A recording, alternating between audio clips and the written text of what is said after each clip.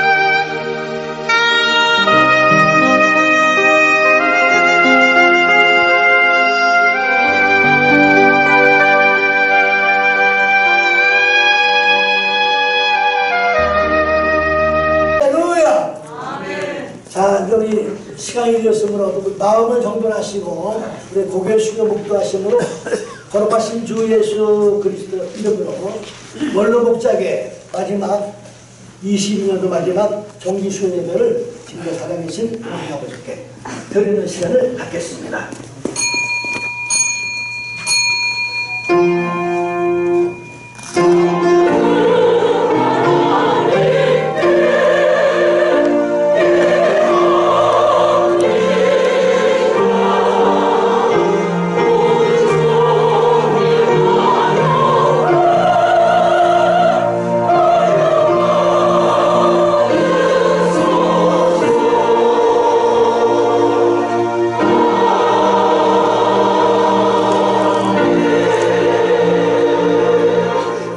오직 여호와는 그 성전에 계시니 온 천하는 그 앞에서 잠잠할지니라. 하나님은 영이시니 예배하는 자가 신령과 진정으로 예배할지니라. 기쁨으로 여호와를 섬기며 노래하면서 그 앞에 나아갈지어다. 아버지 하나님, 이 예배를 성령으로 인도하여 주시옵소서. 예수님의 이름으로 감사하며 간절히 기도드리옵나이다. 아멘.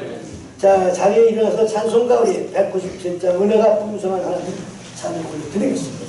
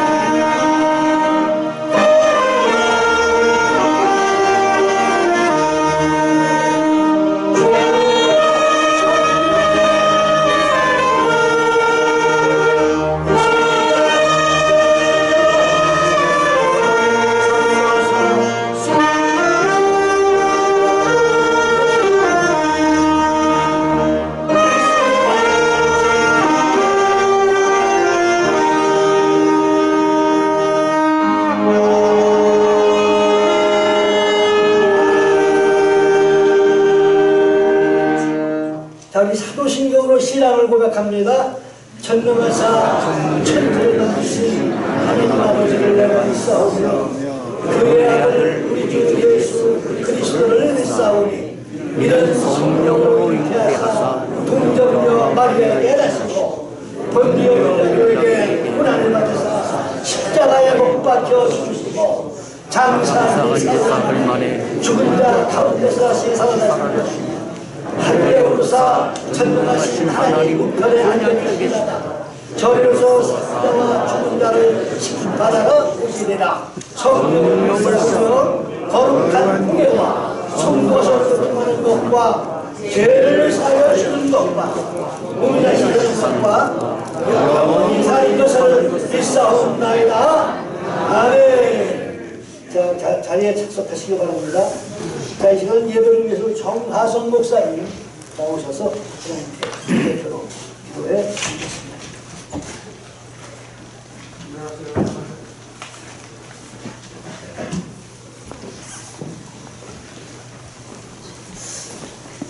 기도하겠습니다.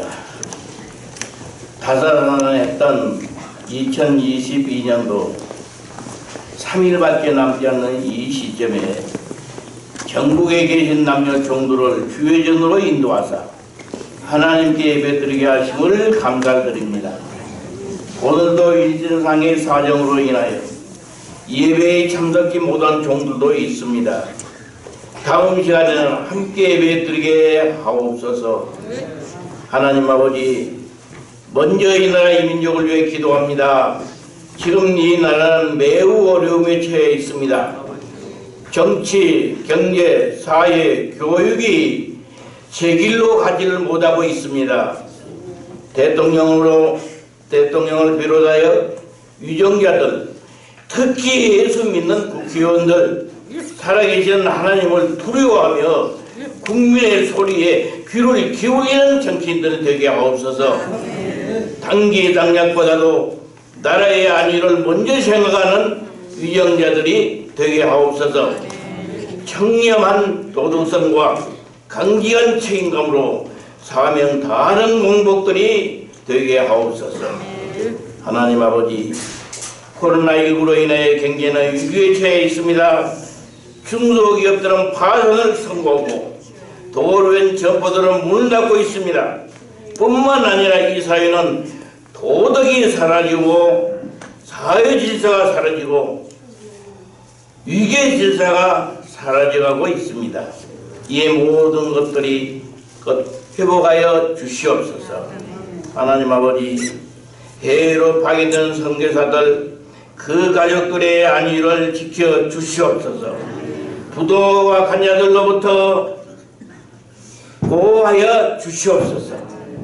하나님 아버지, 한국 기독교 원로 목사의 종연합회를 긍휼히 여기사 하나님과 함께하는 연합회가 되게 하옵소서.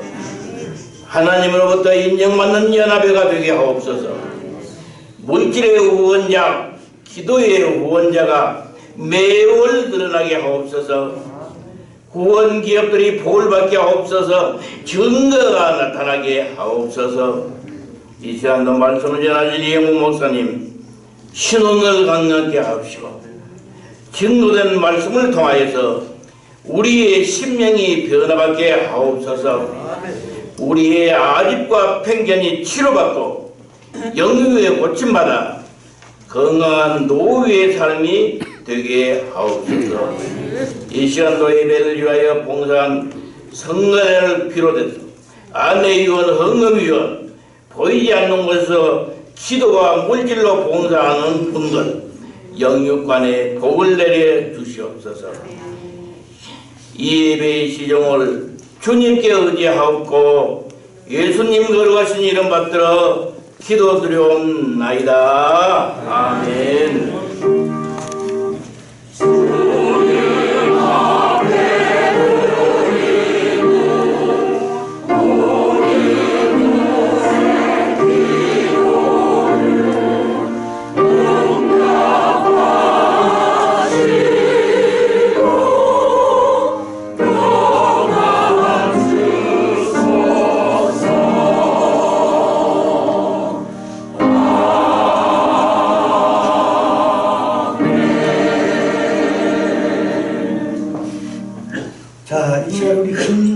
목사님 나오셔서 하나님 말씀을 공독해 주시겠습니다.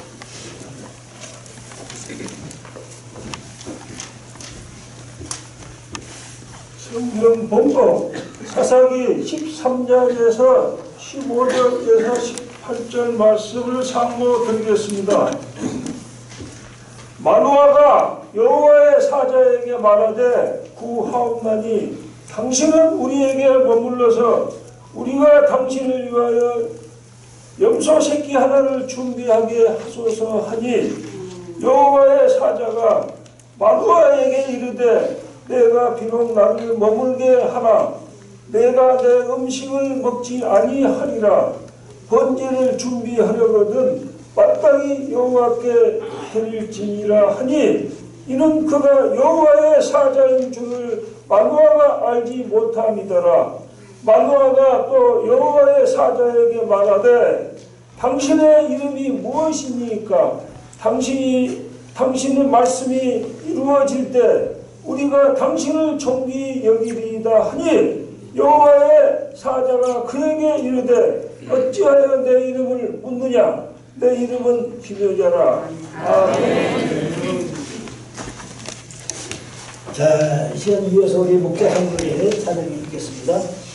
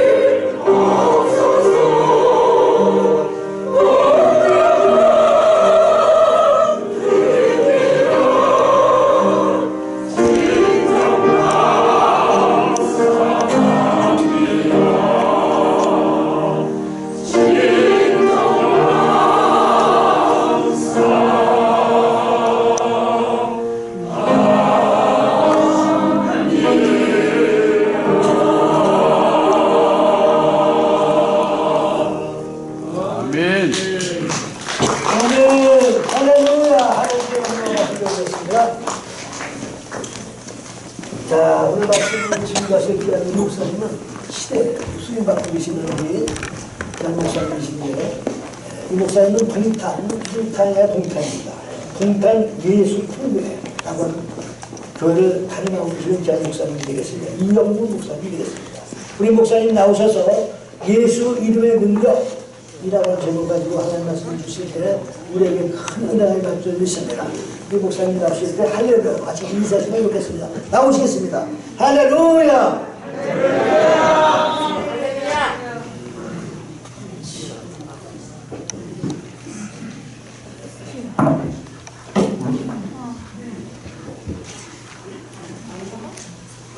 예, 여러분 너무 감사하고 또 반갑습니다.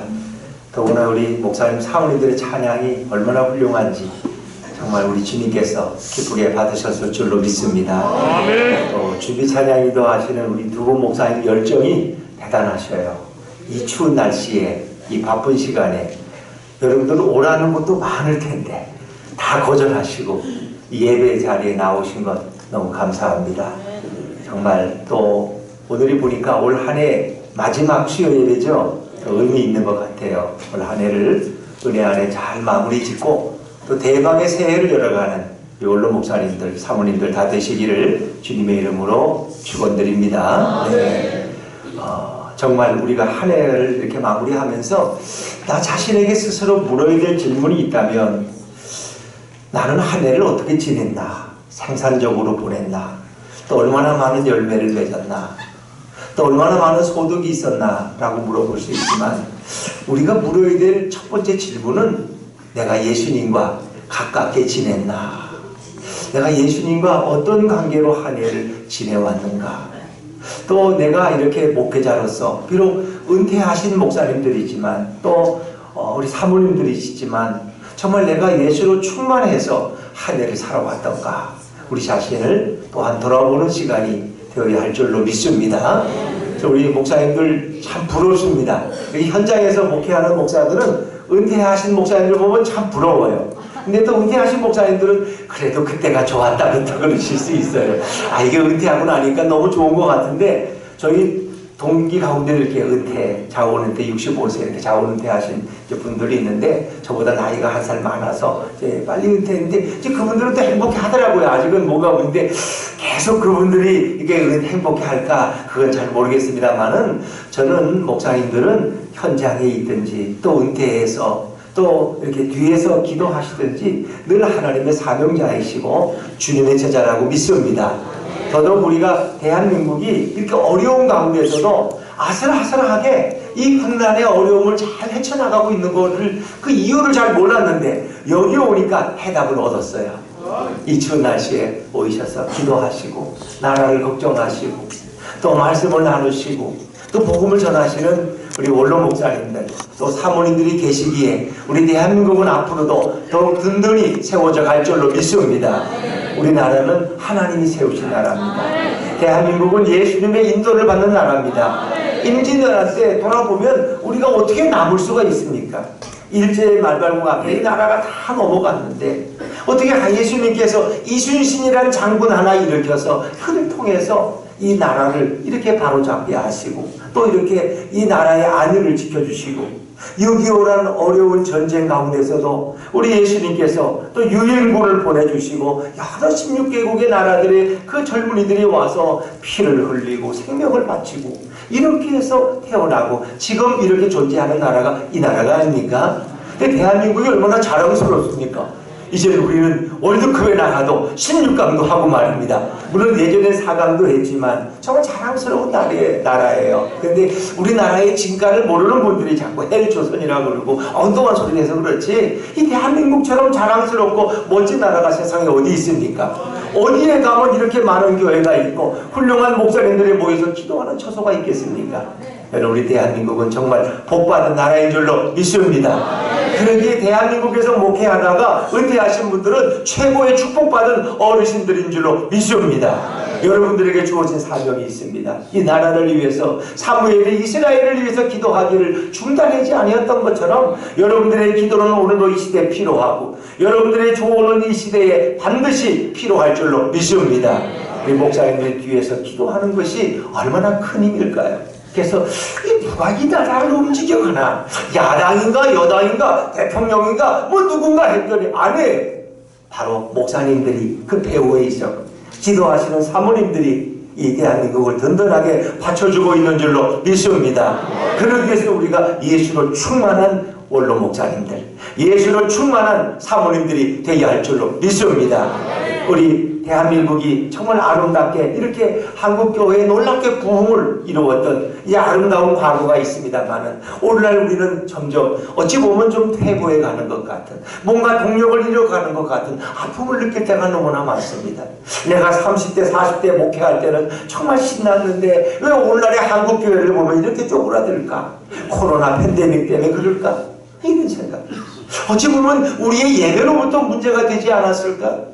정말 우리 예배가 진정 주님을 높이고 주님을 찬양하는 그런 예배가 되었더라면 더 주님이 은혜를 주셨을 텐데, 언제부턴가 우리는 대형교회를 자랑하게 되고 어찌 보면 큰 교회 목사님들을 존경하게 되고, 어찌 보면 예수님보다 큰 교회 목사님들도 존경스러워.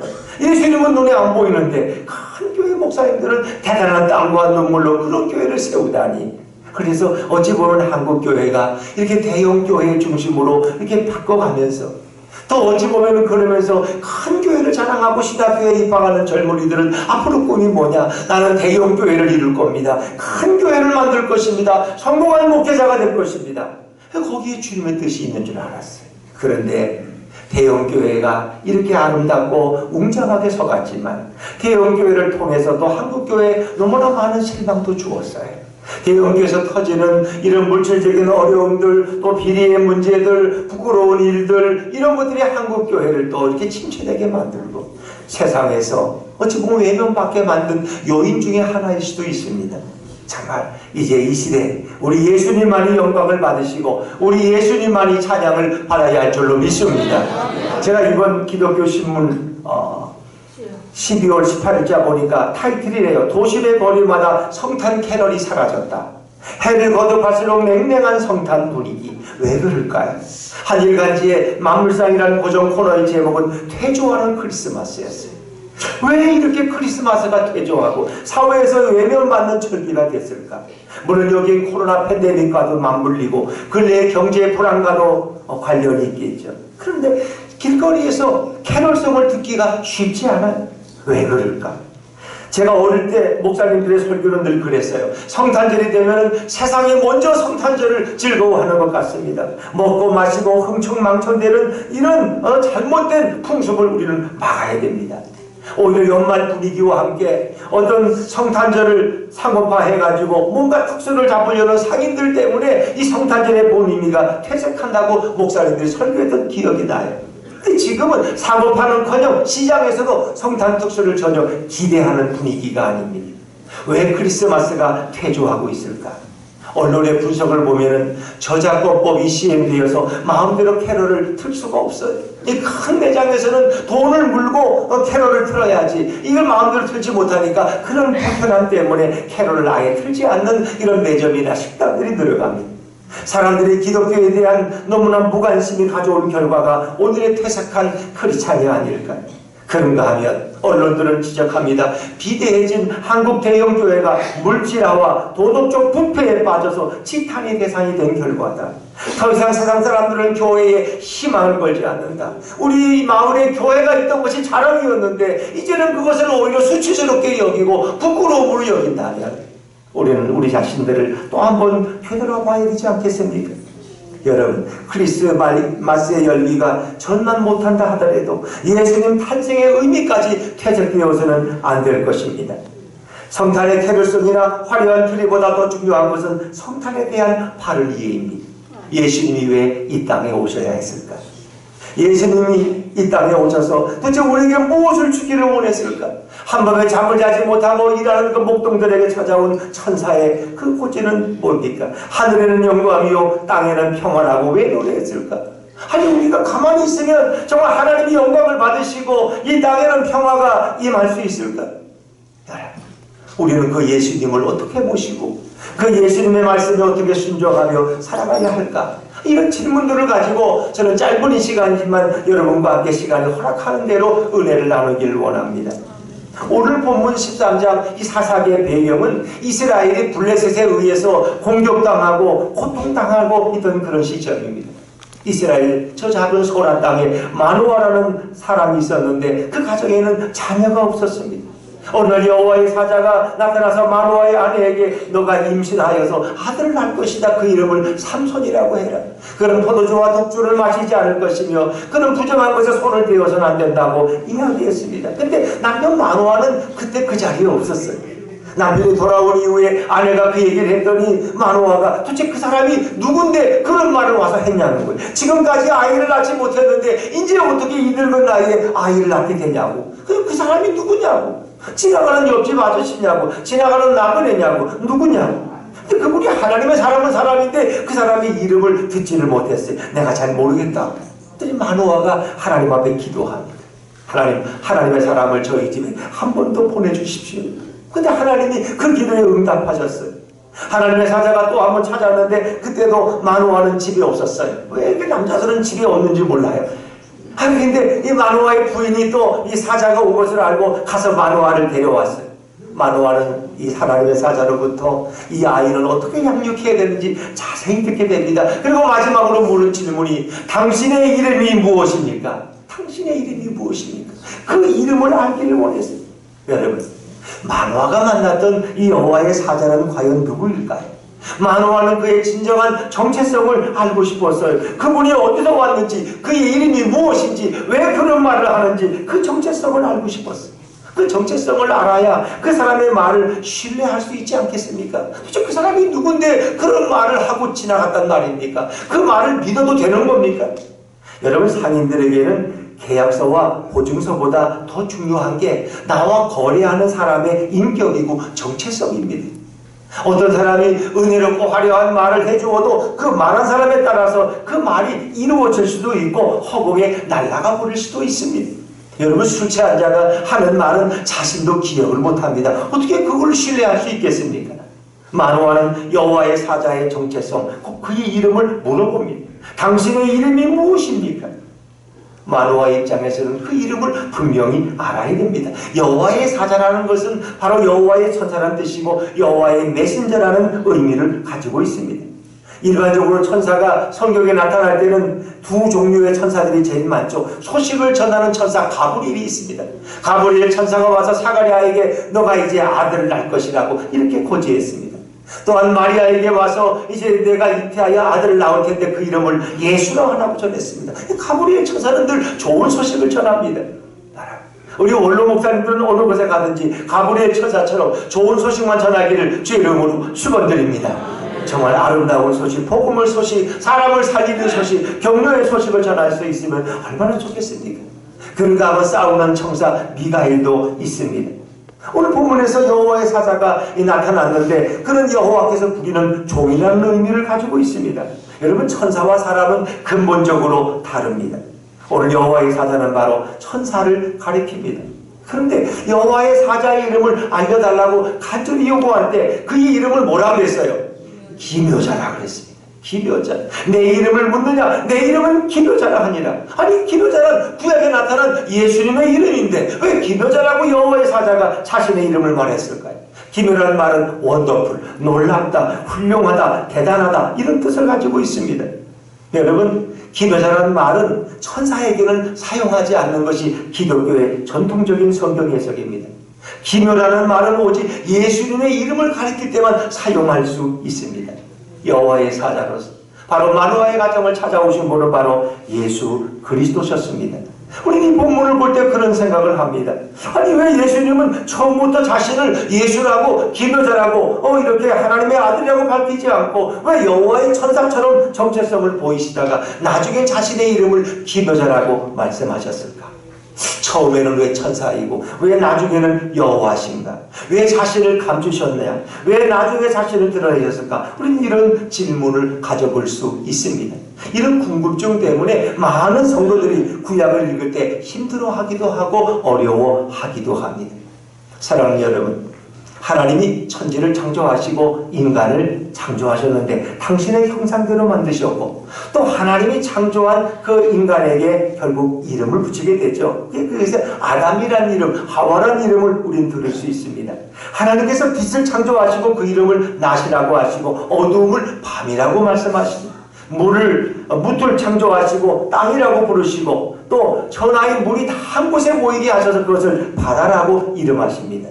하나님은 자신의 모양과 자신의 형상대로 참으로 진흙으로 인간을 창조하시고 이것을 사람이라고 칭하시고 그 사람을 남자와 여자로 만드십니다.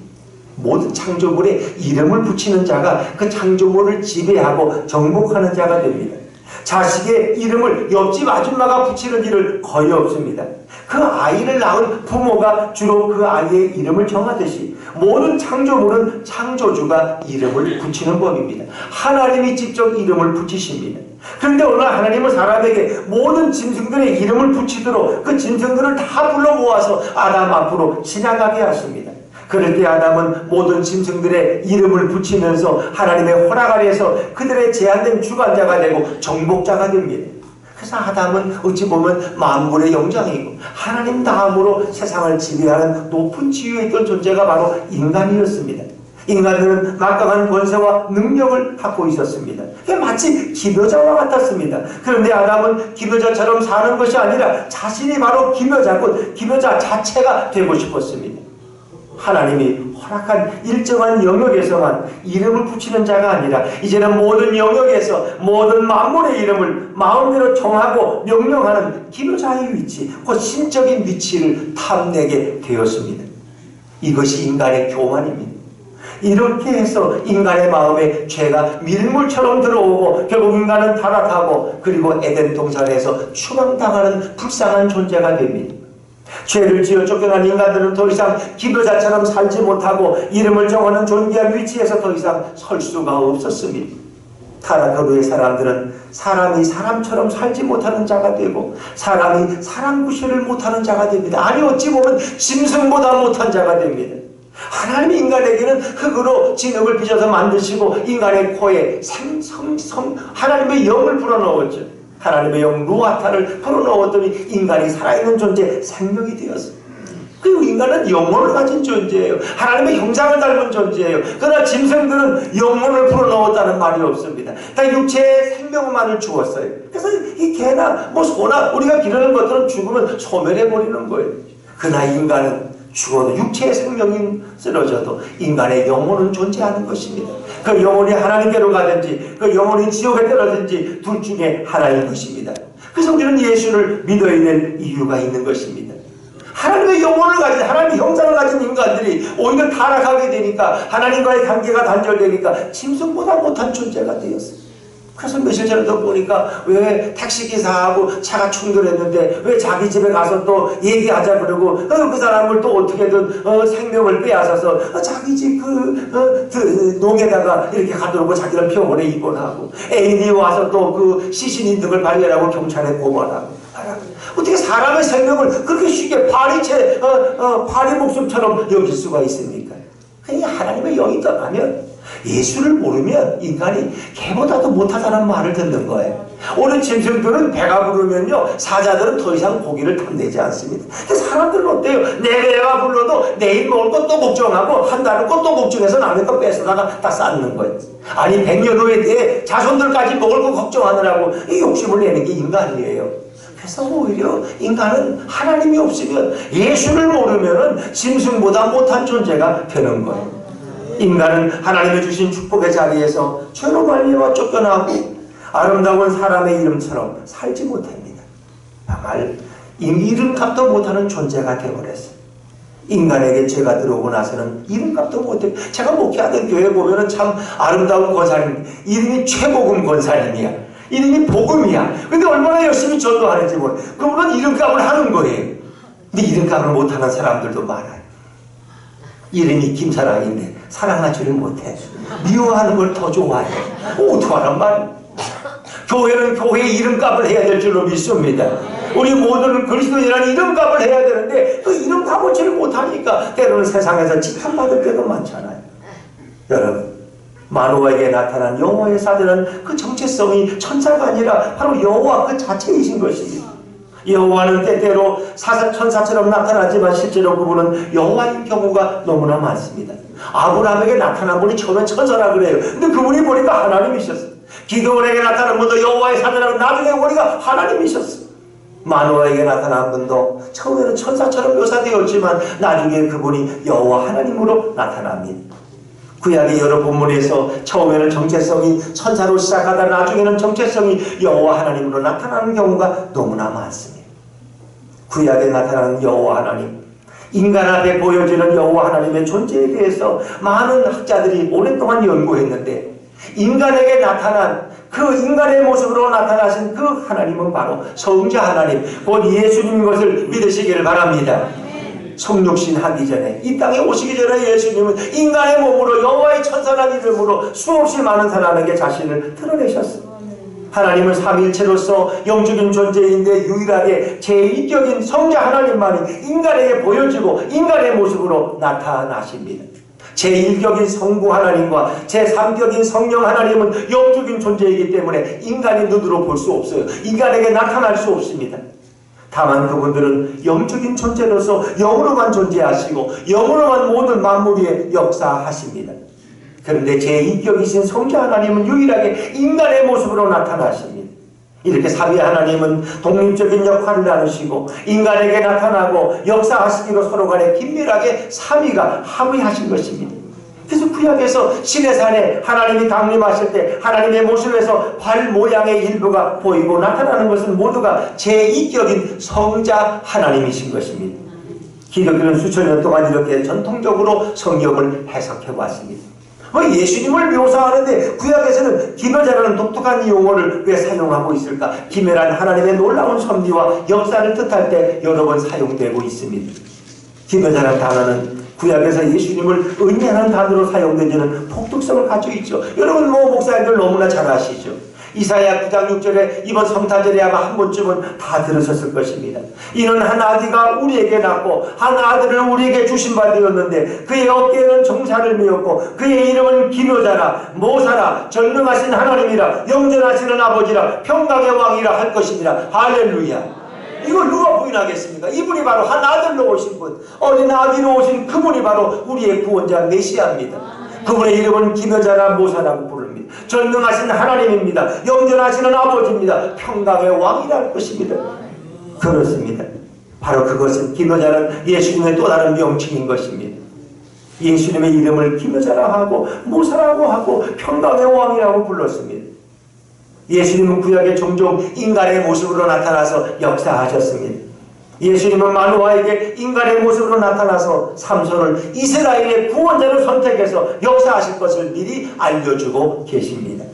사랑하는 여러분, 예수님의 이름은 여러 가지가 있는데 우리가 잘 아는 이름 대표적으로는 이제 임마누엘이라는 이름과 예수라는 이름이 있습니다. 이사야 7장 4절에 보니까 처녀가 잉태하여 아들을 낳으리니 그 이름을 임마누엘이라 하리라. 이스라엘이 이렇게 아람과 북이스라엘의 연합군의 공격을 받아서 아하스 왕이 두려워 떨 때 사시나무처럼 떨 때 이사야가 하나님의 뜻을 전합니다. 처녀가 잉태하여 아들을 낳으니 그 이름을 임마누엘이라. 두려워하지 말라는 것입니다. 그것이 징조가 될 것이라는. 임마누엘은 하나님이 우리와 함께 하신다고 성경은 증언합니다. 내가 아들을 낳으니 이름을 예수라 하라. 그가 자기 백성을 그들의 죄에서 구원할 자이십니다. 그분은 우리의 구원자로 오셨습니다. 그분의 이름, 하나님이 우리와 함께 하시는 분이 바로 이 땅에 오신 예수님입니다. 예수님이 이 땅에 오신 목적은 죄에 빠진 우리들을 구원하기 위해서 자신이 십자가에 달리시고 보혈을 흘리심으로써 그분이 우리를 죄에서 깨끗게 하기 위해서 이 땅에 예수로 오신 줄로 믿습니다. 다 이렇게 예수님의 이름은 그분이 하실 사역에 다 의미들을 우리에게 드러내고 있는 것입니다. 그분이 하실 일들, 그분이 하신 사명, 그분의 모든 사역들이 그분의 이름 속에 드러나 있기 때문에 우리는 그분을 기묘자라고 부릅니다. 원더풀, 놀라운 이름입니다. 예수님의 사역은 인간의 사역과는 근본적으로 다른 것입니다. 거기에는 신적인 권능과 능력과 섭리가 있기 때문에 예수님의 이름을 우리는 기묘자라고 부릅니다. 여러분, 예수님이 이 땅에 오셔서 우리를 구원하신 방법이 너무 놀랍지 않습니까? 어떻게 세상에 하나님이 인간의 몸을 입고 이 땅에 오는 것도 놀라운데 어떻게 십자가에 달려서 그러니까 모든 사람은 저가 패배자라고, 저가 거짓 선지자라고, 하나님의 저주를 받아 저렇게 나무 십자가에 달려 죽는다고 사람은 욕했지만 아니에요. 그것이 인간을 구원하는 하나님의 방법이었어요. 그리고 3일 만에 부활하심으로 우리의 영원한 생명과 부활의 구조가 되신 것을 믿으시기 바랍니다. 그분은 지금도 시퍼렇게 살아서 역사하시는 줄로 믿습니다. 그분이 바로 우리의 주님이십니다. 우리 상상도 못하는 방법으로 왜 나무에 달린 자마다 저주받은 자라고 신명기를 이야기하고 있는데, 아니 그분이 바로 하나님이셨습니다. 그분이 바로 우리의 구주셨습니다. 우리에게 냉대를 받으시고 거절을 당하시고 우리의 영접을 받지 못해서 방한 가난을 얻지 못해서 마구간에 태어나신 그분이 바로 우리의 하나님이셨습니다. 우리의 왕이셨습니다. 왕이 오셨지만 그 백성은 그 왕을 알아보질 못하고 그분을 영접하지를 못했습니다. 오늘 호화로운 교회는 자꾸 이 건물만 빌딩만 높이고 화려하게 그것이 성공의 척도가 되어서 나는 저 큰 교회 다닌다고 교인들은 세상에 나오면 자랑해요. 나는 이런 교회 나가 몇천 명, 몇만 명, 몇십만 명이 뭐 이런 교회야. 물론 자랑스럽습니다. 그러나 그 교회가 정작 예수님을 영접할 수 없다면 인간들의 자랑과 인간들의 위험이 가득 차서 이 땅에 오신 예수님이 그 교회에 들어갈 수 없는 그렇게 화려한 교회라면 그게 예수님과 무슨 상관이 있습니까? 예수님은 어디 오셨어요? 마구간에 오셨어요. 아무도 영접하지 않았기 때문에 그분은 마구간 말보기통에 태어나셨어요. 참 우리 한국교회가 이제는 화려한 교회도 좋고 큰 교회도 좋고 웅장한 교회도 다 좋은데 이제는 마구간의 교회를 지향해야 될 줄로 믿습니다. 마구간의 교회요. 마구간의 교회. 화려한 사람들만 들어오는 교회가 아니라 가난하고 병들고 힘들고 나약하고 소망 없는 사람들이 와서 위로를 받을 수 있는 그 마구간의 교회도 이 땅에 생겨나야 되고 그런 교회를 우리는 지향해야 돼요. 그래야 예수님이 거기에 오셔서 머물 수 있지 않겠습니까? 기묘한 모든 일들을 시작하는 분이고 기묘한 모든 일들을 완성하는 분이 바로 우리 예수님이에요. 그래서 예수님은 기묘의 시작점이고 기묘의 완성점이기 때문에 예수님의 이름은 기묘자인 줄로 믿습니다. 이것이 바로 예수님의 신성에 대한 이름이고 이것이 바로 예수님의 사역에 걸맞는 이름입니다. 이사야 28장 29절에 보니까 이도 만군의 여호와께로부터 난 것이다. 그의 경영은 기묘하며 지혜는 광대하니라. 그의 경영은 기묘해요. 지혜는 광대해요. 인간이 아무리 일을 잘해서 기묘할 수는 있어도 기묘자가 될 수는 없어요. 기묘자는 오직 예수님께만 해당되는 이름입니다. 예수님은 이 땅에 계실 때 자신의 이름을 기묘자라고 사용하지 않으셨습니다. 예수라고 하셨습니다. 그것도 베들레헴 예수가 아니라 나사렛 예수라고 부르셨습니다. 자신의 이름의 영광의 광채를 다 감추시고 아주 평범한 모습과 이름으로 사람들에게 오셨습니다. 사람들은 예수라는 이름이 구약에 나타나지 않는다고 했습니다. 사람들은 구약의 메시아는 나사렛이 아니라 베들레헴에서 태어나야 된다고 예언했기 때문입니다. 미가서 5장 2절에 보니까 베들레헴 에브라다야 너는 유다 족속 중에 작을지라도 이스라엘을 다스릴 자가 내게서 내게로 나올 것이다. 그래서 베들레헴에서 메시아가 온다고 그랬지 나사렛에서 온다는 말은 난 처음 듣는 말이라고 이 이스라엘 율법학자들은 다 그렇게 말했어요.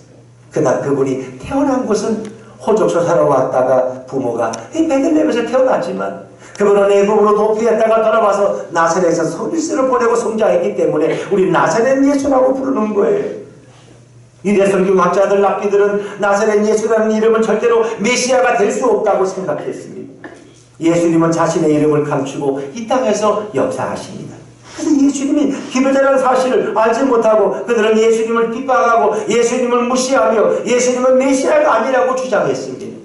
심지어 예수를 메시아라고 고백하는 유대인들은 동네와 해당에서 다 추교시키기로 그들은 그렇게 결정했습니다. 예수님은 철저하게 이 땅에 오셔서 메시아에 걸맞는 좋은 대접을 받으신 것이 아니라 이단자의 대우를 받고 거짓 선지자처럼 돈에 받으시고 대우를 받으며 살아가셨습니다. 유대인들은 가짜를 진짜로 여기고 진짜를 가짜로 착각하면서 잘못된 인생을 살아왔습니다. 예수님은 이처럼 거짓 선지자로 철저하게 외면당하는 삶을 살아셔야 했습니다. 구약을 자르는 랍비들은 예수님을 메시아로 고백하지 못하게 하는 법적인 조치를 시행했습니다. 그 당시 유대인들에게 비춰진 예수라는 이름은 잘못된 이름이고 거짓된 이름이고 유혹하는 이름이고 민족을 망하게 하는 이름으로 비참하게 취급을 받았습니다. 오늘 세상 사람들은 예수라는 이름을 과연 어떤 의미로 받아들이고 있을까요? 예수님은 2000년 전에 유대 땅에 내려오셨습니다. 그리고 수많은 사람들에게 자신의 이름을 알려주십니다. 예수라는 이름을 알려주시고 그 이름이 얼마나 기묘하고 놀라운가를 기적으로 알려주십니다. 예수님의 이름에는 권능이 있고 능력이 있는 줄로 믿습니다. 예수님의 이름에 구원을 얻을 만한 어떤 이름도 우리에게 주신 일이 없습니다. 여러분이 잘 아시는 사도행전 4장 12절에 보니까 다른 이로서는 구원을 받을 수 없나니 천하 사람 중에 구원받을 만한 다른 이름을 우리에게 주신 일이 없음이라 하였더라. 오직 예수님의 이름만으로 천하 만민이 모두가 구원을 얻을 수 있습니다. 예수 이름 외에는 구원받을 만한 이름이 없습니다. 얼마나 놀랍고 위대한 이름입니까? 예수 그 이름 존귀한 이름. 여러분 그런데 우리는 그 예수님의 이름을 잘 부르질 않아요. 오직 예수님의 이름만이 기묘한 능력과 기묘한 권능으로 구원에 이르게 합니다. 요한복음 1장 12절에 보니까 영접하는 자 곧 그 이름을 믿는 자들에게는 하나님의 자녀가 되는 권세를 주셨으니 할렐루야. 예수님의 이름을 믿는 자들에게 예수님은 권세를 주셨습니다.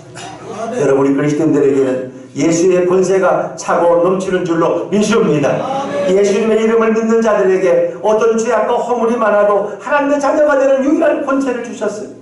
여러분 이 권세는 예수님만이 주실 수 있는 권세입니다. 그래서 누구든지 주의 이름을 부르는 자는 구원을 받으리라 말씀하십니다. 여러분 의로운 자가 구원받는 것이 아니라 아무리 그가 더러운 죄인이라고 할지라도 예수님의 기묘한 이름을 부르면 죄 용서 안 받고 구원에 이르게 될 줄로 믿습니다. 어떤 다른 화려한 경력이나 우리 어떤 직책이 구원을 받게 하는 건 아닙니다.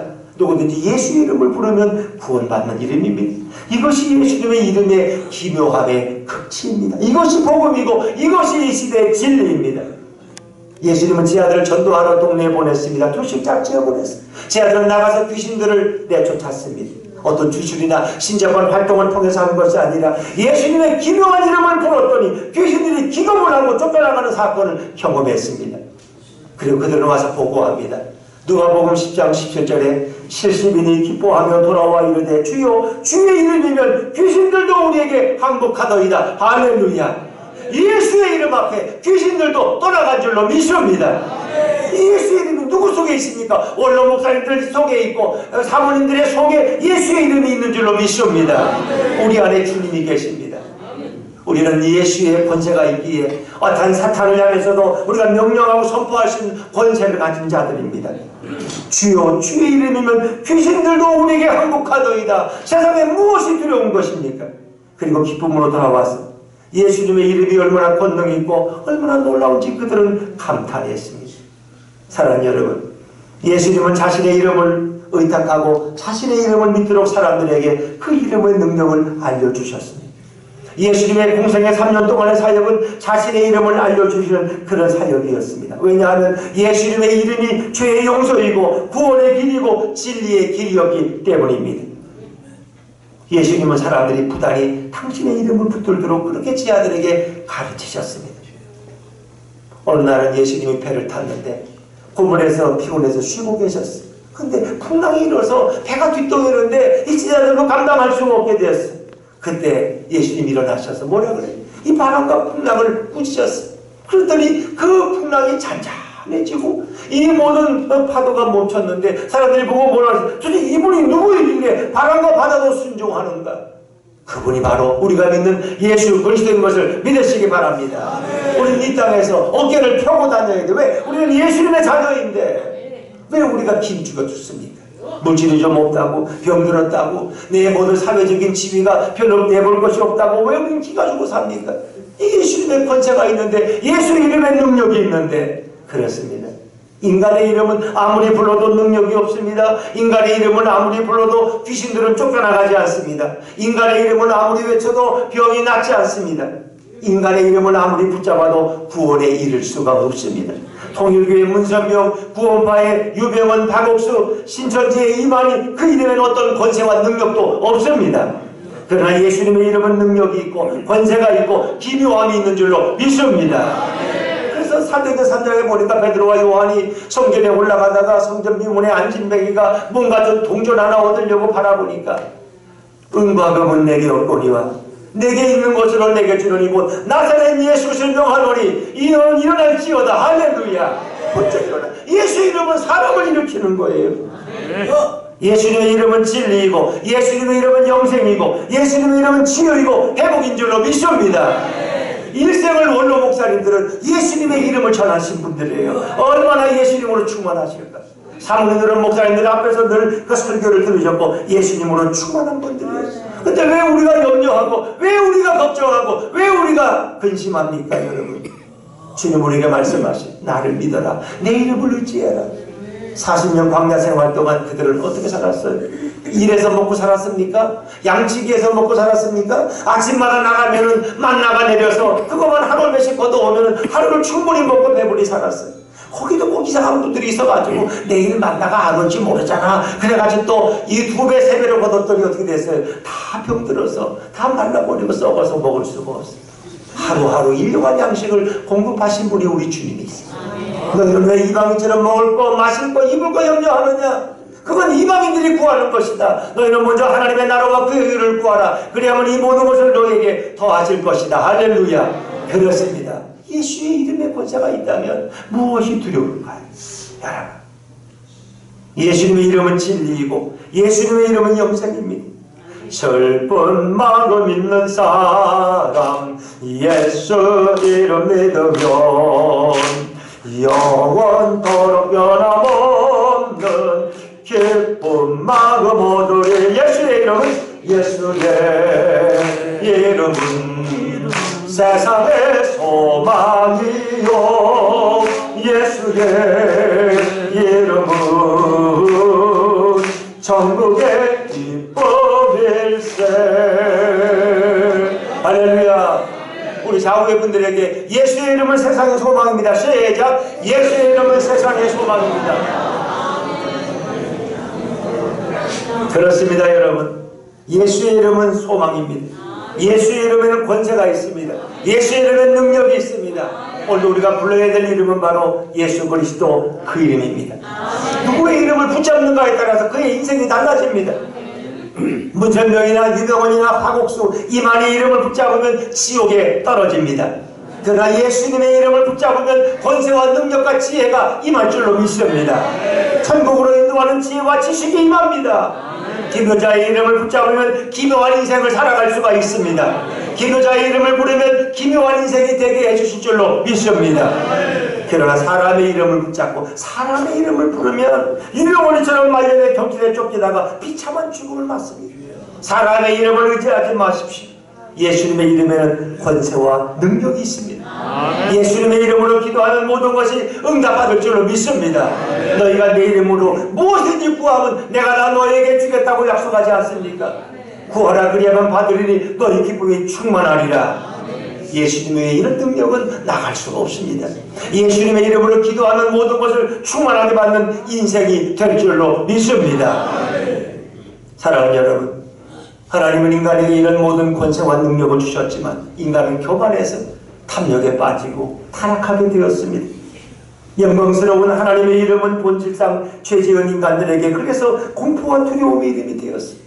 그 하나님과 교제하는 그 인간이 타락하고 이제는 애당과는 추방당하고 비참한 삶을 살게 되었습니다. 어떤 죄인도 거룩하신 하나님의 이름을 직접 부르고 의지할 수 없게 되었습니다. 근데 이제 하나님은 예수님을 이 땅에 보내주셨습니다. 우리가 예수의 이름을 부르면 구원이 열리고 은혜가 열리고 지혜의 문이 열릴 줄로 믿습니다. 예수님의 이름을 부르는 자는 누구도 그런 지옥에 갈 자가 없습니다. 어떤 죄인도 예수의 이름을 부를 수 있습니다. 어떤 죄인도 예수의 이름을 부르면 도움을 받을 수 있고 어떤 죄인도 다가갈 수 있는 이름이 예수의 이름이에요. 그 예수님은 그 시대의 창기와 세리들과 늘 함께 식사하셨고 그들과 대화하셨고 그들에게 천국의 진리를 가르쳤어요. 여러분, 우리가 거룩하지 못해도 우리가 여전히 죄 가운데 있어도 예수님의 이름을 부르면 언제나 도움을 임하고 언제나 용서함을 받고 구원에 다시 이룰 수 있는 줄로 믿습니다. 얼마나 자비로운 이름이 예수의 이름, 예수님의 이름. 그래서 만약 하나님께서 이 예수의 이름을 인간에게 주지 않았다면 우리 누구도 구원에 이룰 수가 없습니다. 그런 마노아는 정말 간절한 마음으로 여호와의 사자에게 이름을 물어보았어요. 근데 그 이름의 뜻밖의 함께 천사의 이름이 아니라 바로 메시아의 이름이었어요. 기묘자라는 이름이었어요. 마노아는 인류를 구원할 메시아의 이름을 우연히 알게 된 것입니다. 그리고 이제 그 이름에 들을 때 그 마노아와 그의 아내에게는 하늘의 기쁨과 은혜가 임하였습니다. 마노아와 그의 아내는 예수님의 이름을 들었을 때 놀라운 기쁨과 충만한 평강이 솟구쳐 올라왔습니다. 그들은 구약에서 예수님의 이름을 맛본 최초의 사람들이 되었습니다. 그 평생에 잊지 못할 그 은혜를 가지고 그들은 그 땅에서 삼손을 잘 양육하며 참으로 위대한 그 시대의 하나님의 종들로 일생을 살아갈 수가 있었습니다. 참으로 축복받은 인생들이었습니다. 사랑하는 여러분, 이 구약에 나타나는 사람들 보면 예수님과 교제했던 사람들, 예수님과 대화했던 사람들, 그리고 예수님이 이 땅에 오셔서 하실 일들을 예표적으로 보여주는 인물들은 다 위대한 신앙인들이었어요. 요셉이 그러했습니다. 아브라함이 그러했습니다. 이사야가 그러했습니다. 다 그들은 예수님의 예표적인 삶을 살았기 때문에 그들은 위대한 믿음의 사람들이었습니다. 여러분, 현대인들은 인생을 살면서 자신의 이름에 값진 의미처럼 살아가는 사람이 별로 없습니다. 자신의 힘으로 안 되는 일은 다른 사람의 이름을 빌려서 사업도 하고 은행도 돈을 빌리며 살아갑니다. 여러분, 자기 이름을 드러내려고 사람들은 애써요. 그러나 자신의 이름이 자신을 구원할 수 없습니다. 세상의 모든 이름에는 능력에 따라 권세가 있습니다. 그러나 예수님의 이름만큼 권세와 능력이 큰 이름은 없습니다. 정치인의 이름을 불러도 안 돼. 세상 누구의 이름을 불러도 자신의 인생이 변화되지 않습니다. 우리는 오직 예수 이름을 부를 때 주님의 도움이 임할 줄로 믿습니다. 저희 교회가 올 연초부터 이 붕어빵 전도 사역을 시작했는데 계속 이렇게 추우나 더우나 해오고 있는데 저희가 이 붕어빵 전도 사역을 하면서 한 가지 원칙이 세웠어요. 이렇게 우리 예수품 교회라는 말을 하지 않고 이거 누가 주는 거예요? 그 예수품 교회가 주는 거예요. 이런 말 하지 못하도록 했어요. 그래서 아이들이 이제 목요일만 2시 되면은 한 2시간 동안 이제 붕어빵을 한 100에서 150개 이렇게 쭉 구워주는데 그 아이들이 쭉 줄을 서요. 그럼 이제 꼭 물어요. 이 붕어빵은 누가 주시지? 그 아이들은 이제 몇 번 오면 알아요. 예수님이 주세요. 예수님이 주셔요. 예수님. 그래서 예수님이 꼭 그렇게 나빠서 가르쳐요. 그건 예수품 교회가 주는 거 아니야. 왜? 예수품 교회가 4년 전에 개척된 교회인데 예수품 교회를 세우신 분이 예수님이고 예수품 교회를 오늘까지 코로나 가운데서도 인도하셔서 이렇게 발전시킨 분이 예수님이고 이 모든 일을 하시기로 물질을 주신 분이 예수님인데 그거는 바로 예수님이 주시는 빵이야. 그래서 아이들은 목요일만 되면 열심히 와서 그 붕어빵을 먹고 기쁘게 돌아갑니다. 저희는 고급 재료를 써요. 보통 10kg의 밀가루가 2만원, 25,000원인데 저희는 4만원짜리를 써요. 제일 좋은 것, 최고로 좋은 것. 그런데 아이들은 그 먹을 때마다 예수님이라고 대답을 해. 어떤 아이들은 엉뚱해. 이 붕어빵 누가 주시지? 부처님이요. 그래서 너는 잘못 알았어. 번지수가 틀려. 이건 예수님이 주시는 거야. 다시 교정해 줍니다. 어떤 분들은 어른들이 와서 하나님이요, 성령님이요, 뭐 예수님이요. 뭐 하나님은 맞아요, 물론. 그러나 여러분, 하나님이라고 대답은 유대교인들도 하나님이라 그래. 그렇죠? 유대교인들은 이거 누가 하나님이. 근데 그거는 반은 맞고 반은 틀려요. 그 유대교인들은 지금도 예수를 몰라. 유대인들은 하나님만 알아요. 여호와 하나님만. 그들은 구원이 없어요. 그렇기 때문에 예수님은 바로 하나님이 땅에 오신 분이야. 너희가 예수님을 불러야지, 고백해야지 구원받을 수 있어. 근데 계산해 보세요. 그 아이들이 1년에 52주 오면 52번 예수님이라는 이름을 되뇌입니다. 10년이 되면 520번 예수님이라는 고백을 합니다. 학교에 가면 예수님 안 가르칩니다. 하나님이 창조하신 것도 안 가르칩니다. 우리는 다 지나온 원수에게서 온 사람들이에요. 원수이가 우리 조상이라고 가르쳐. 그러니까 아이들은 붕어빵을 얻어먹기 위해서지만 예수님이라는 고백을 늘 합니다. 다른 조건 없어요. 그 예수님만 이름 대면 돼. 그런 살면서 왜 예수님이 붕어빵을 주시지? 왜? 그 예수님이 도대체 어떤 분인데 내게 늘 붕어빵을 맛있는 따뜻한 붕어빵을 주시지? 그들은 생각할 겁니다. 그분이 바로 하나님이시라는 내 인생에 그분을 의탁해야 되지 않을까요? 저는 우리 한국교회가 예수님만을 높여야 할 줄로 믿습니다. 여러분. 그렇습니다. 뭐 이제 정리해야 되는데 우리 이주태 장로님이 아마 표정이 좀 편하실 것 같아. 목사님 이렇게 오래 하면 우리가 다음 순서 어떻게 해? 근데 이제 제가 여기 사실 안 오려고 그랬는데 예수님도 가라 그러더라고. 그래서 왜 가야 되느냐고 내가 난 뭐 개척교회 목사라서 밥 살 돈도 없는데 왜 가야 되냐 그랬더니 가서 예수를 전하라 그러더라고요. 내가 사명감을 가지고 왔기 때문에 내가 장로님 말씀을 들을 수가 없어요. 왜? 하나님이 그만두라고 할 때까지는 내가 입을 닫을 수가 없기 때문에. 제가 성기도 제가 양평에서도 한 8년 목회했고 양평 장로교회에서 서울 신길동의 영신교회에서 19년을 제가 목회하다가 환갑을 지나고 60세에 우리 저희 교회는 65세에 이제 정관이 그래서 은퇴를 하고 이제 개척교회를 하려고 하고 싶었는데 어느 날 하나님 그런 마음을 주셔요. 야 이영모 목사 이 아이면 젊어서 좀 빨리 사임하고 좀 한 10년은 개척교회를 해야 되지 않겠냐. 그래서 제가 정말 아내와 기도했더니 그게 주님 말씀하셨어요. 그래서 제가 이제 개척교회를 선포하고 원로 목사가 되는 20년 1년 전에 19년에 제가 사임하고 그리고 우리 가족이 동탄이라는 곳에 가서 이제 처음 개척교회를 시작했어요. 근데 하나님이 참 많은 은혜를 주셔서 이렇게 교회가 이렇게 아름답게 서가고 이렇게 또 붕어빵 전도 사역도 하고 이렇게 잘하는데 정말 우리 교회는 오직 예수, 표가 오직 예수예요. 그래서 저희의 표가 이 현수막에 예수님 한 분만으로 충분합니다. 할렐루야. 따라해보세요. 예수님 한 분만으로 충분합니다. 더 필요 없어. 오직 예수님만으로. 주님께서 늘 채우시고 공급해 주셨어요. 그래서 우리 오직 예수님께만 영광 드리는 교회가 되기를 원합니다. 근데 오늘 우리 한국교회의 모습을 보면 말씀만 하고 마칠게요. 제가 어떤 교회 장로님, 원로 장로님이 은퇴하는 데 가서 축사를 해가서 갔더니 그 장로님 훌륭하세요. 그분은 매일 전도하셨어요. 매일 나가서 일주일에 한 번씩. 그리고 기도에 가서 많이 하시고 정말 교회를 잘 섬기셨어요. 그리고 이제 은퇴하시니까 원로 모습 얼마나 좋은 일이에요.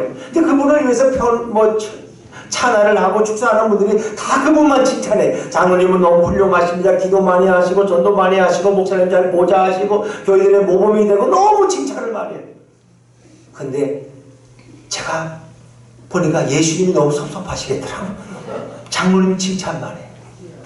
저는 그래서 올라가서 이 장로님이 예전에 이렇게 아름다운 장로님이 아니셨는데 예전에 술도 드시고 담배도 피시고 그랬는데 이분이 이렇게 장로가 되셔서 이제 그 모든 건 다 끊으시고 오직 주님만 바라보고 이렇게 아름답게 장로로서 사명을 마치고 이렇게 은퇴하게 됐는데 이 모든 것을 배후에서 역사하신 분이 바로 우리 예수님이십니다. 그 예수님께 영광을 돌리시기 바랍니다. 제가 그렇게 이제 말했는데 여러분 잘못하면은 장로님께만 영광을 돌려.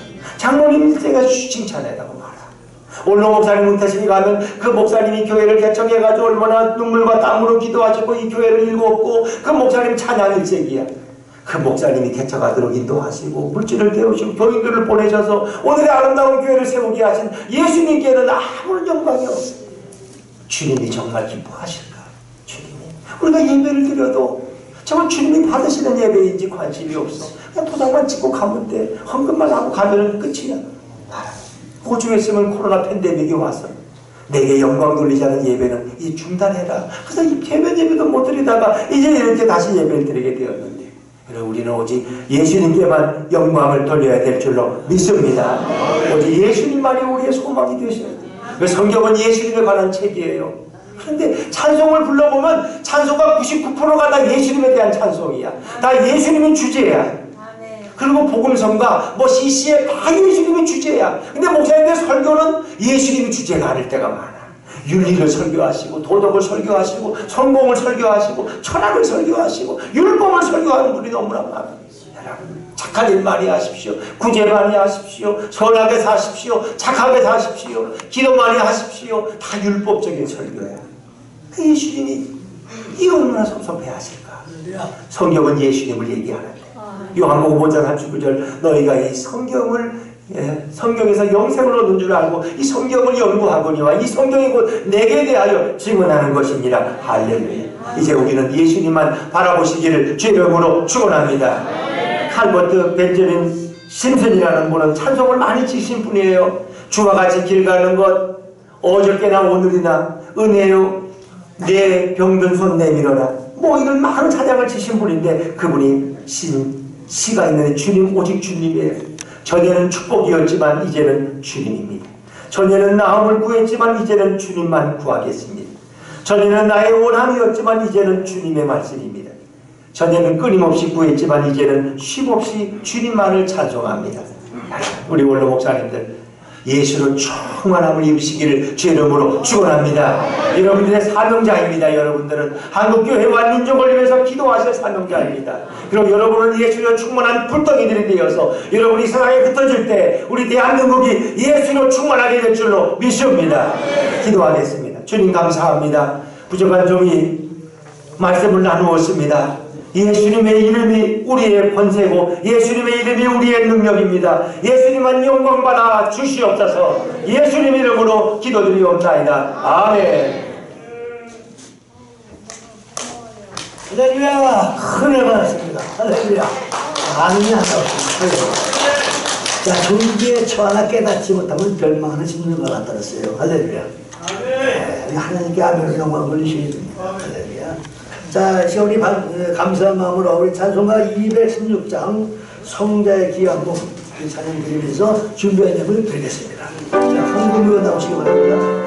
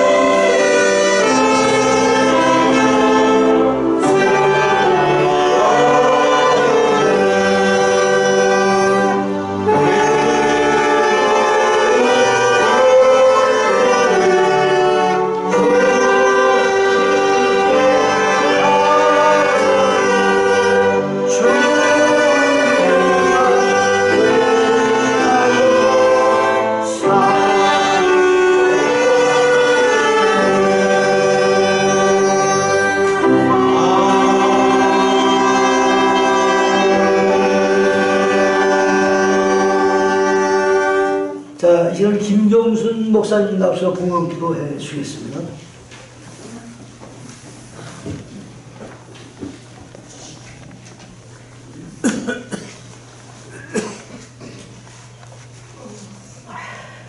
우리들의 생사화복을 주장하시는 하나님, 오늘도 귀한 목사님을 보내주시어서 귀한 은혜를 받게 하시니 감사를 드립니다. 생명다운 가는 물질을 하나님 앞에 드렸습니다.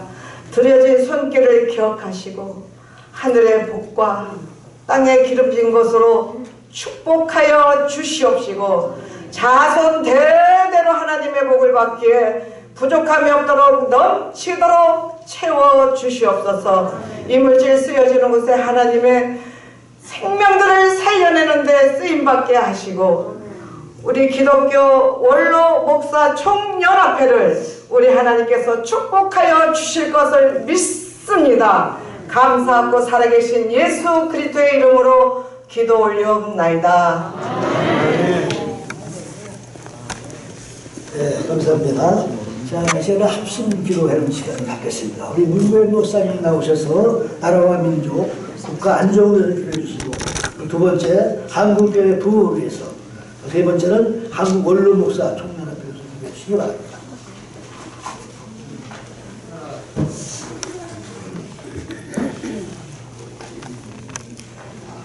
시계를 가져왔습니다. 기쁨의 합심 기도 시간입니다. 2분씩 6분만 기도하겠습니다. 말씀하신 대로 나라와 민족을 위해서 한국교회 부흥을 위해서 사랑법인 원로 목사 총회와 수요예배를 위해서 주여 한번 부르고 연속적으로 기도하겠습니다. 주여! 고마우신 주님 감사합니다. 아버지 하나님 주님, 나라와 국가 민족을 위하여 기도하였고 한국 교회 부흥에 아버지 불길같이 일어나기를 위하여 우리가 힘쓰고해서 기도하였습니다. 한국 원로 목사 총연합회와 아버지 하나님이여 수요예배를 위하여 기도했습니다.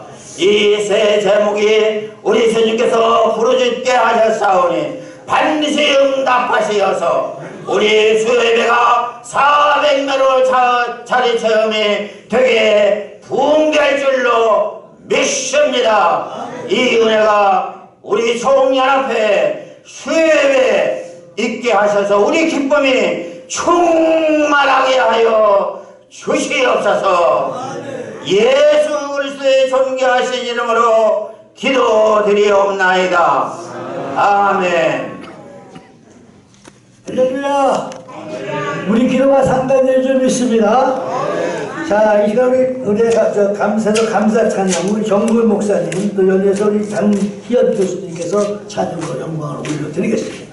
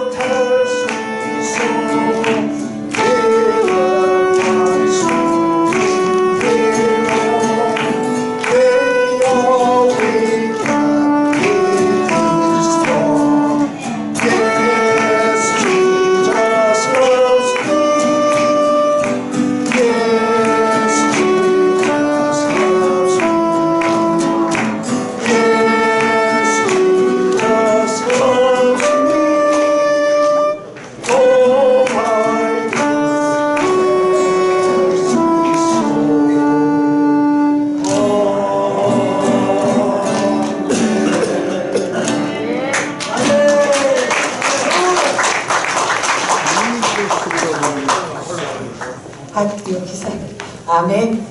그 플레이 해주시고 장로님 플레이 해주시기를 약속해 드립니다. 네.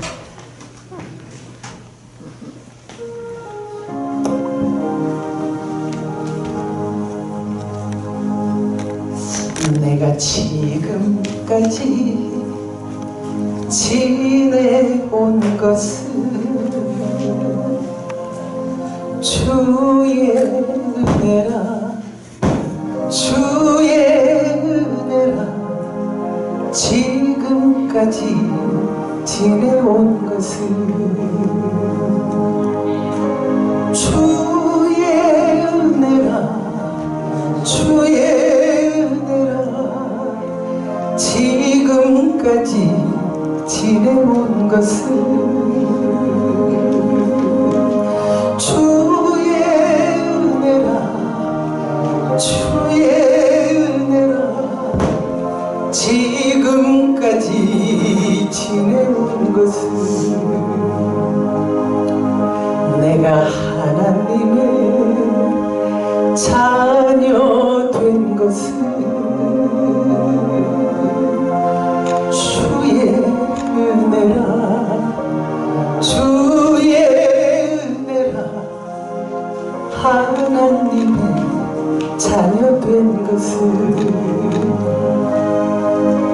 주의 은혜라 주의 은혜라 하나님의 자녀 된 것은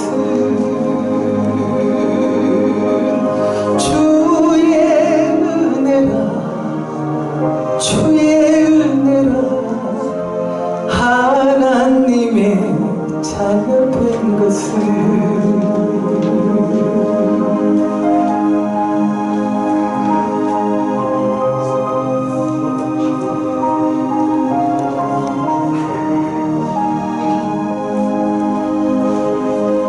우리 이 자리에서 예배하는 것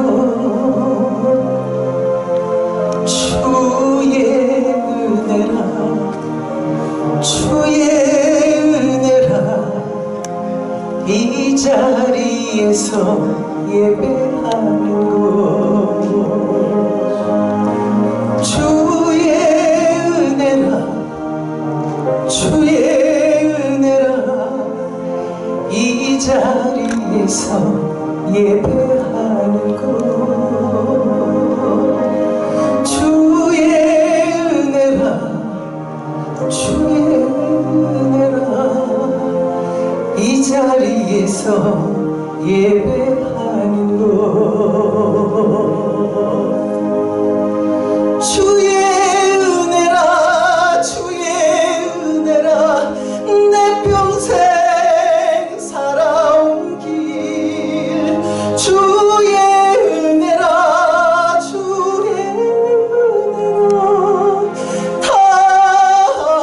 탐이 없는 사랑 주의 은혜라 주의 은혜라 내 평생 살아온 길 주의 은혜라 주의 은혜라 탐이 없는 사랑 달려갈 길 모두 마친 후 주 얼굴 뵐 때 나는 공로 전혀 없도다 오직 주의 은혜라 나는 공로 전혀 없도다 오직 주의 은혜라 오직 주의 은혜라 오직 주님을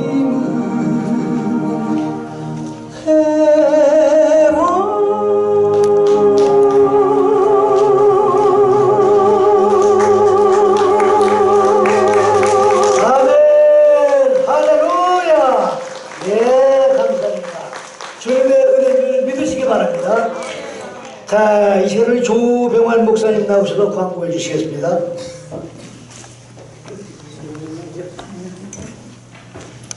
새벽에 눈도 내리고 미끄러운 날씨지만은 여러분들 오늘 여기까지 많이 주님을 사랑하셔서 나오신 여러분들 대단히 감사합니다. 우리 하나님께 한번 영광의 박수, 건강을 주신 하나님께 다시 한번 박수 한번 쳐주십시오. 할렐루야, 할렐루야, 할렐루야. 오늘 동안 말씀을 우리에게 전파해 주신 목사님, 그리고 우리 성가대, 악기부, 또 오늘 특별 찬송을 함께 해주신 모든 분들에게 다시 한번 우리 감사의 박수 한번 올려드립니다.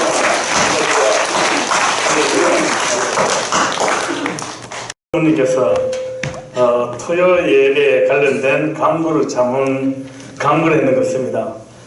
우리 여섯뿐만 아니라 우리 남자 목사님 다 동참할 수 있습니다. 이는 토요 예배입니다. 그래서 혼동이 있을까봐 제가 한 번 더 강조를 합니다. 그는 토요일 날은 여성이든 남성이든 여목사님들 남자 목사님들 누구든지 오셔가지고 예배에 참석할 수 있습니다. 오전 10시 반에 시작하면은 12시 전을 다 마칩니다. 12시 전에 마치면은 식사는 준비되어 있습니다. 착오 없으시기 바랍니다.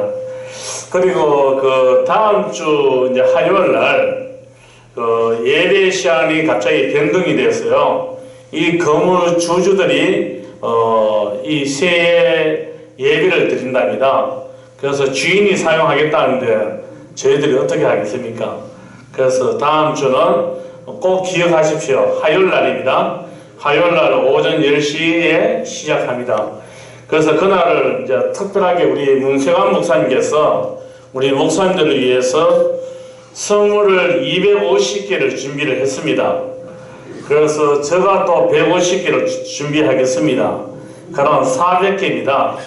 그럼 400명을 다 채워야 됩니다. 문세관 목사님은 약속 지켰습니다. 저도 약속 지킵니다. 그래서 우리 목사님들은 다음 주에 화요일 예배 때에 혼자 오지 마시고 꼭 한 분씩 오셔가지고 즐거운 시간 보내시고 또 하나님 앞에 예배를 드릴 수 있으면 안 좋겠나 싶습니다. 그래서 우리 그 합심기도 하시는 우리 문민일 목사님께서 자꾸 400명 하게 이거 참 시험에 들 수 있는 그런 부분 같아요. 우리가 그 몇 년 전에 체육대회 할 때에 그때 4,500명 모였습니다. 그래서 우리가 4,500명 모여가지고 체육대회 할 때는 굉장히 많이 모였습니다. 그래서 이거를 다시 우리 시에부터는 이 공간이 꽉 찰 수 있도록 저희들은 분명히 선물 400개를 준비할 테니까 우리 목사님께서 한 분씩 꼭 모셔가지고 이 공간을 꽉 채워 주시면 안 좋겠나 싶습니다. 찬송가 내용의 은총이고 다 자리에서 일어나셔서 찬양 부른 다음에 양창범 목사님께서 숙도로 모든 예배를 마치겠습니다.